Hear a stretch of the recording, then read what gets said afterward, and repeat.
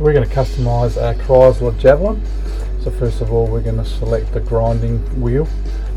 These are for metal. You can use the plastic as well. We're going to use a Dremel here, and we're going to take out the rivets from the post, which will release the base of the car.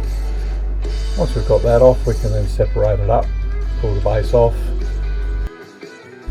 take out the interior, and then we're going to pop out the glass, ready for our next step.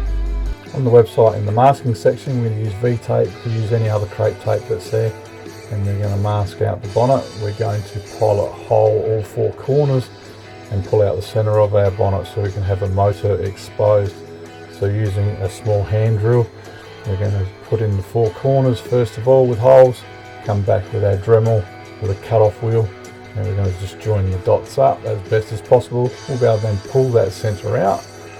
Now if we've got that out, we can use our Hobby Zone file sets, precision set. It's on the hobby section on the website.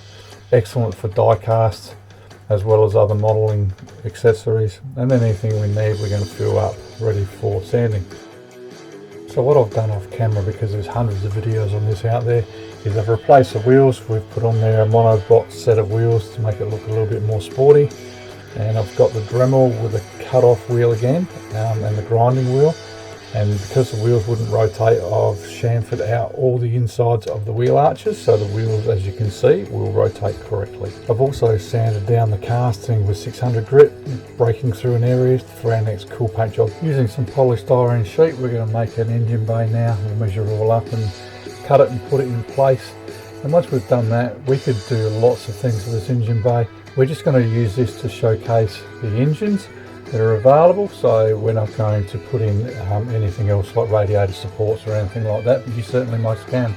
And we're going to use a plastic sheet at the base of this engine bay. So where it says here, we've cut out the chassis, and that's going to suit a custom printed 3D image of a drop tank. That's going to be on the website in Modelers Hobbyists, and it's going to be under die cast. And we're going to custom fit that, and it's going to be something unique to 1/64 scale. Pretty cool. The airbrush we're using is an Iwata Neo. It's a TRN2. It's a 0.5mm. Comes with a side feed cup and a side feed bottle.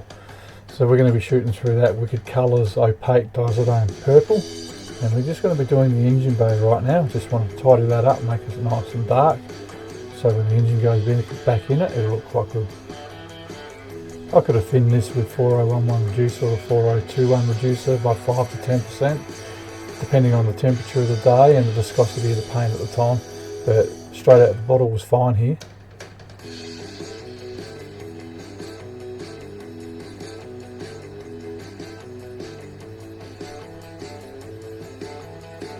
So now let's put some colour on the drop tank. We're going to use the same purple, and that'll stand out against the chassis being chrome, so purple against chrome will look quite nice.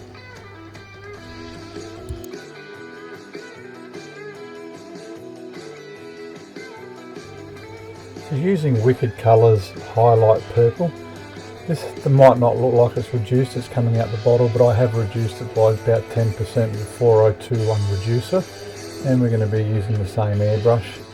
Now this casting has been sanded through, and what highlight is a transparent base with a small flake in it. So what's going to happen is you won't see it as a colour, but you'll see it as a flake. So where the casting is chrome, there'll be a small flake of purple sprayed over the top of the whole area. So like I said, it won't show, but when you side cast it and turn that car, it'll glimmer, and you'll have a glimmer of purple all the way across that chrome, and it's going to look pretty cool. And there's going to be a bit of a rat rod feel, and that is a custom effect.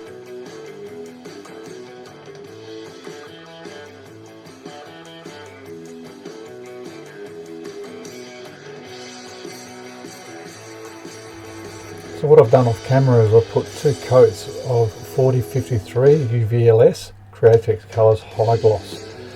Now I'm going to flow coat this, so I've allowed this to dry thoroughly, and this is the key to it. If you're going to wet sand, allow the paint to dry fully, and then using around about, I've got 800 grit here, and I'm just going to lightly sand the surface just to get it, block it down nice and flat, ready for a flow coat.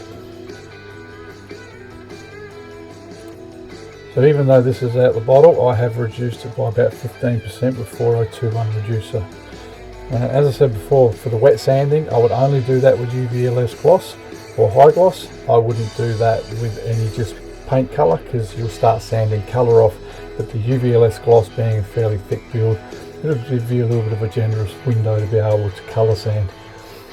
So now for the final coats, we're just going to put down a drop coat first of all, only a medium coat, and I'm going to dry that with a bit of compressed air from the airbrush a little bit during the spray pattern.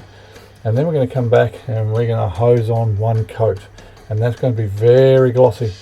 And if you've done it right, it'll be milky to look at, but don't be concerned, it will dry completely clear, and it'll be as good as doing a 2K clear. Now as far as drying is concerned, I put this on a rack and let it air dry on its own time. You don't want to force dry it, not when it's the final drop coat, just let it do its own thing and you'll be happy with the results. As you can see in a second when I start flashing it around, it's extremely glossy, and that's exactly how it stayed.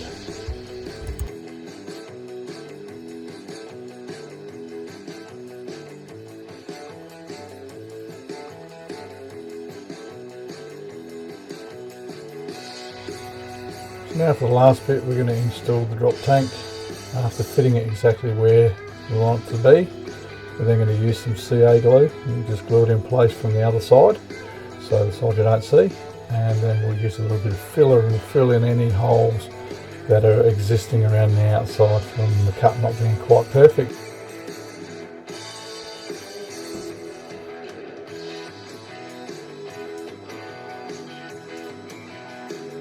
So one of the last things to do is to just highlight the rivets and the bolts that are underneath the drop tank, and we're using a paint marker here because these are very small, and it's a chrome effect, and that'll just pick it up and make it look quite realistic. So not only the drop tank, but if you check out in Modelers Hobbyists on the website and look for die-cast, you'll see these 5 engines that are available. They're 572 Chevy V8 engines with different configurations, all ready to go for die-cast. They more than likely won't come in black, they'll more than likely be grey guys, but they're ready to go and you can paint them up and detail them how you wish. It's an awesome transformation.